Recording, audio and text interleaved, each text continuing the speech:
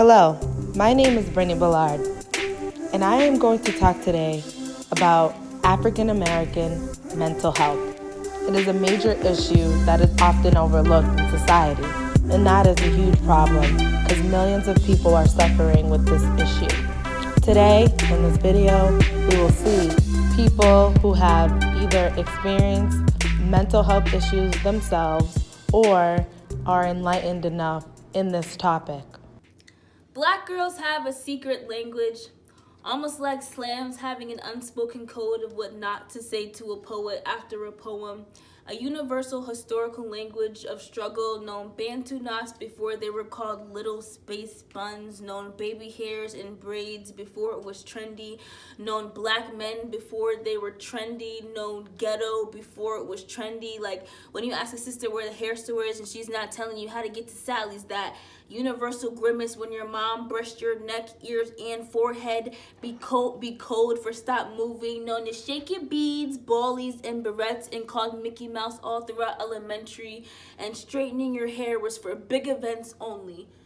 Be rite of passage, knowing mayonnaise isn't just food for you, but for your hair. Like you can make an avocado meal prep in my scalp, Jane. Like that smell of blue magic and hot combs in the kitchen on Sunday mornings. Learning to do it yourself because no one else can. Knowing that we're the most undesired in the country, but the pinnacle of our families, black girls have a secret language. Almost like Egyptian hieroglyphics, an interwoven network. We connect better than Facebook to you in your third grade class. Like sis, blood or not, call it a term of endearment or the way our hips fit into jeans. Genuine wrote a song about us. Knowing if he don't want me, then don't talk to me, or not to take it personal. At 9, call it observational learning, like our hair be symbols for how we're feeling, or that shade of lip gloss be a warning signal. Tell Jamal to stop fucking with me today. The bigger the hoop, the more you've been through. See, black women have a universal code, a secret club with a protected password. It's the way the shea moisture smells in our hair that I know I close the lip gloss post goo drip. Being taught to make a man's plate, or that a perfect household is one where you clean and dab his mouth when he's done making a mess. Or just knowing how to tie a scarf, like not sleeping without a bonnet or a silk pillowcase, laughing when he wants to run your fingers through your hair in the shower or at lip plumper. Knowing to boil water after you get your braids done, like laces but no shoes or crochets with no fabric. Caring for you even after you denounce us. Like wanting a black man but him not wanting you back, or not having the right to be angry or upset, or hypersexualizing our skin from when we were younger, body grown enough for men to whistle at, knowing that our dress was too tight, our body gave them too much to salivate at, taught that it was our fault when he was looking or when he left. Call it a double threat, a minority and a woman, known to give those melting hugs and endless care, gave brown sugar kisses and our mouths always gave an answer. Black girls have a secret language, one that everyone wants to know but not use. So here we sit, full of knowledge and experience. I level with you. I see it in your eyes. We all do. Historical adversity, which includes slavery, sharecropping, and race-based exclusion from health, educational, social, and economic resources, translates into socioeconomic disparities experienced by African Americans today. Socioeconomic status, in turn, is linked to mental health. People who are impoverished, homeless, incarcerated, or have substance abuse problems at a higher risk for poor mental health. So here at Lasell College, one of the things that we're doing to start to address that is offer a course in Black psychology. We offered in spring of 2018, and we'll offer again in spring of 2020 to really address these issues and to really start to get students to think about how these things are affecting the Black community. And after that course completed, I really thought about doing research so that we can get more knowledge about it and really trying to incorporate students. Adult Black African Americans are 20% more likely to report serious psychological distress than adult whites. Adult Black African Americans living below poverty are 3 times more likely to report serious psychological distress than those living above poverty. Adult Black African Americans are most likely to have feeling of sadness, hopelessness, and worthiness than adult whites.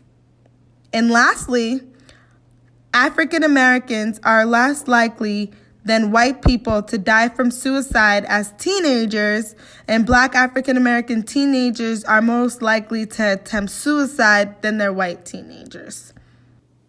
My name is Juan Jurado. I am an undergrad student here at Lasell College. I partook in Professor Fraser's Black Psychology course last spring. The course in itself really opened my eyes to a lot of the issues within the Black community, and more importantly, the issue that goes on with the lack of research done in terms of Black psychology. Now, I took it upon myself to work on my own research after taking Professor Fraser's course on Black mental health in terms of stereotypes, how stereotypes affect the Black psyche, and how, more importantly, positive stereotypes affect the Black psyche, because that's something that's now really addressed in a lot of research. A lot of research tends to focus on the negative stereotypes of African Americans and how that affects their mental health, but in all reality, positive stereotypes do in fact are very detrimental to the Black community and how they perceive getting treatment for mental health issues and how they perceive themselves as being victims to mental health. So in terms of my own research, the one thing that you really find that's very common is that there really isn't a lot of research done on Black mental health due to positive stereotypes. A lot of the times, really, most people tend to focus on the negative stereotypes that do occur, which, of course, is a very common just social issue that's been going on for decades. But the reality of it is that positive stereotypes have just as much of an effect as negative stereotypes. I mean, negative stereotypes, it's been around since the decades of slavery, where African Americans are sort of labeled and placed in this category of deviance, social deviance, of brutes, of being violent, of being criminals, and this stereotype has really persisted and continued in our society all the way from the end of slavery to Jim Crow laws to where we stand now with mass incarceration. It's been a huge issue that's really put a large dent in the African American community. But again, even positive stereotypes, they can have just as much an effect on it. Stigma and judgment prevents Black African Americans from seeking treatment from their mental illnesses. Research indicates that Black/African Americans believe that mild depression or anxiety would be considered crazy in their social circles. Furthermore, many believe that discussions about mental illness will not be appropriate even among family. Because less than 2% of African Psychological Association members are Black and African American, some may worry that mental health care practitioners are not culturally competent enough to treat their specific issues. This is compounded by the fact that some Black African American patients have reported experienced racism and microaggression from the therapist. One of the areas of interest for me is Black psychology or African American psychology, which is really a subfield of the general or more broader discipline of psychology, but it really focuses on particular issues in the Black community. Being Black in America or being Black really across the world involves a number of issues that are really pertinent or really detrimental at times for those of African descent. One of the things that's really important in Black psychology is pointing out how cultural values impact mental health. And If you look back on a number of things from initially the days of slavery in the U.S., all the way up to now in 2018, there are a number of things that work against the mental health of Black Americans. In more recent times, obviously, things like police brutality, some of the current political climate, the acts of hatred that are being perpetrated against Black Americans are particularly detrimental. But even if we look historically, a number of those things have been apparent from time to time. And one of the things that is particularly problematic is that you have a number of people in the Black community who often neglect issues of mental health, who hold very strong stereotypes about what it means to be mentally ill, or even to have simple everyday struggles with mental health. And so we really have an issue that's not being addressed. And Black psychology is one of the areas where we hope to put more emphasis, to shine more of a light on the specific needs of Black Americans. For instance, one of the things that we talk about a lot is the strong Black woman syndrome.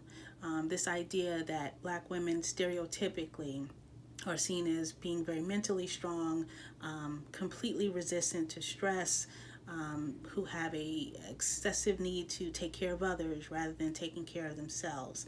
That in and of itself, that stereotype is detrimental to the health of many Black women. You couple that with the stereotypes about counseling, the avoidance of being seen by a therapist, to be labeled as crazy, sort of those community stereotypes actually work against getting help, addressing your needs. And so for many decades, we have had a number of Black Americans who are being essentially assaulted by their lives in the U.S., and at the same time told that they're not able to seek the help that they might really need for that. It's time that we take mental health seriously. Challenge the stigmas of mental health. Although we are convinced that ourselves into thinking that we can figure out how to cope with our feelings, it is our own truth that we are ignoring it, engaging in destructive behavior, and not getting professional help that can help with the serious damage that is done. Listen and reach out to others. And lastly, you are important. You deserve to be happy and feel like you're the best at your best. So it's crucial for people within the Black community and people of color in general to seek out help, especially after a traumatic or traumatizing event.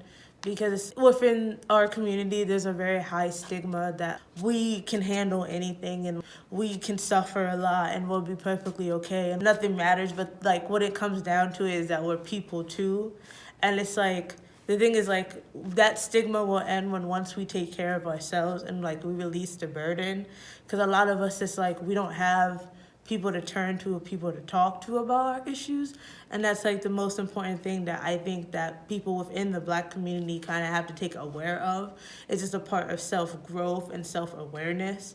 Is that so when we reach out and talk to people, it's we gain better understanding of ourselves and also other people around us. Thank you for watching this video. I hope you were enlightened by all the information you saw. And more importantly, I hope that from now moving forward, that African American mental health is taken seriously. Something needs to be done and continuously needs to be done to make positive changes in this community. Mental health matters. Black lives matter, and mental health matters in this community. So let's do better and promote better mental health.